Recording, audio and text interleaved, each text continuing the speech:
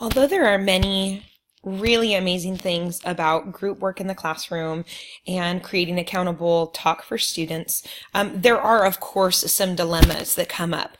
And so part 2 of this presentation is all about the shift in the learning environment through group work, but addressing the dilemmas that inevitably arise when you have students of different abilities, different backgrounds, all trying to work together to achieve a common goal. One of the most common group work dilemmas that happen is called status ordering. Another way to put this would be to describe it as like a social status hierarchy. This is what happens when a group of students come together, whether they're from primary or secondary grade levels. Not all members are going to contribute to the group work in the same way or even have the same influence, because you have students that are coming together with different races, different backgrounds, different social statuses, different reading abilities, different educational attainments. All of these contribute together to students actually and sometimes placing themselves in this kind of ranking order, again, sometimes built on ability level or even social status. And so what this creates is, an environment of students where you have some kids that will take the reins and they'll do all of the work, while some students are really sitting back and they're not being active participants.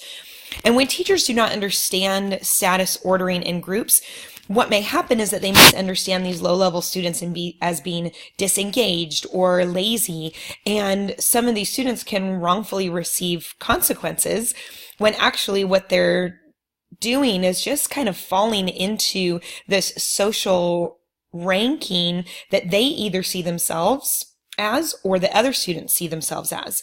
And if teachers don't recognize this different social ordering and they leave it unchecked, then this interaction of students will only reinforce the prejudices that the students had when they first entered into the school. So it's really important for teachers to understand that this is a dynamic and a dilemma that can occur during group work, so that they can address the issues of different social statuses, but also recognize what's going on within the group dynamics and help the students mitigate these dilemmas or these maybe negative aspects to group work.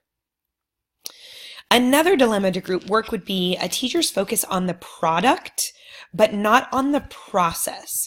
What can happen often is that if students feel that they're only doing this work for a grade, they can tend to actually become disengaged with the work itself.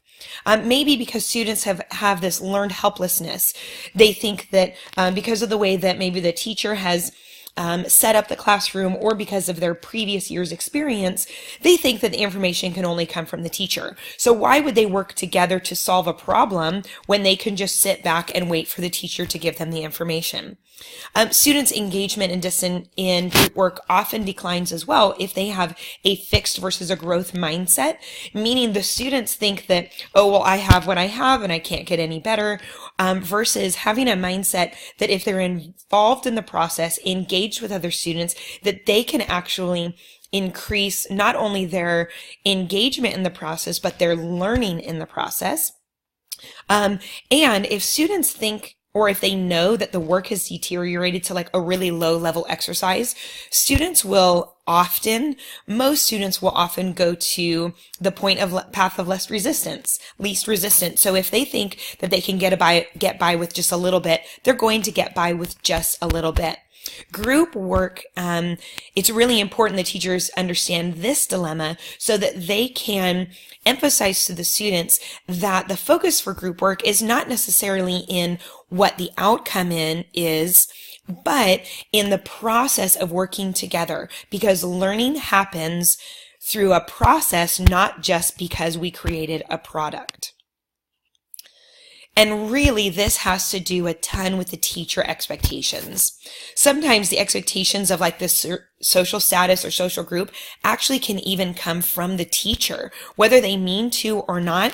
Teachers have this unspoken expectation, sometimes unspoken, sometimes they are spoken, where they can actually reinforce to the students what their own ability levels are. If a teacher comes in with an expectation that students from only certain social groups would or should be offered the opportunity to discuss their ideas with their classmates, then students are going to recognize that right away and they will not be involved in the process of learning. Also, this idea of recitation pedagogy is this assumption that only some people can think and reason at high levels, while the rest at best can only acquire a fixed body of knowledge. Again, this has to do with the fixed versus the growth mindset.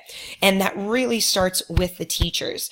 If teachers believe that only a few students are capable of accountable talk, then only a few students are going to be engaged in the accountable talk, and some students will be left behind.